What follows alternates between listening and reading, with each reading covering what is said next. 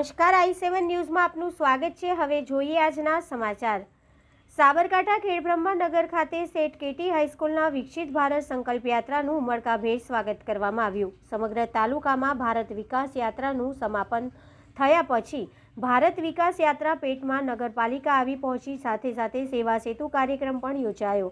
ત્યારે આ કાર્યક્રમમાં રાજ્યસભાના સાંસદ અને ભારતીય જનતા પાર્ટીના નેતા એવા રમીલાબેન બારા, પૂર્વ ધારાસભ્ય અશ્વિન કોટવાડ, ખેડબ્રહ્માનગર ભારતીય જનતા પાર્ટીના પ્રમુખ, જિલ્લા શિક્ષણ સમિતિના ચેરમેન, નગરપાલિકાના પદાધિકારી, સ્ટાફ તથા અન્ય ભારતીય જનતા પાર્ટીના પદાધિકારીઓ હાજર રહ્યા હતા અને તમામ મહેમાનો દ્વારા દીપ પ્રાગટ્ય કરી કાર્યક્રમનો શુભારંભ કરાવ્યો હતો।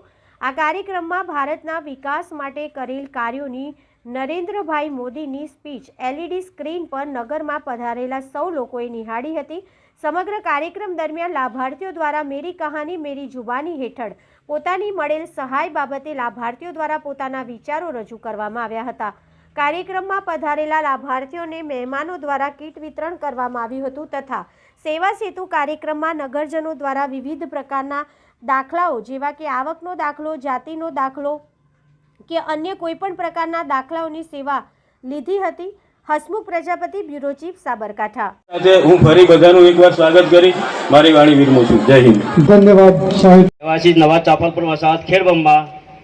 મારું મકાન પહેલા કાચું અને પતરાવાળું હતું। અવનવી ખબરો જોવા માટે અમારી ચેનલને લાઈક કરો, શેર કરો અને સબસ્ક્રાઇબ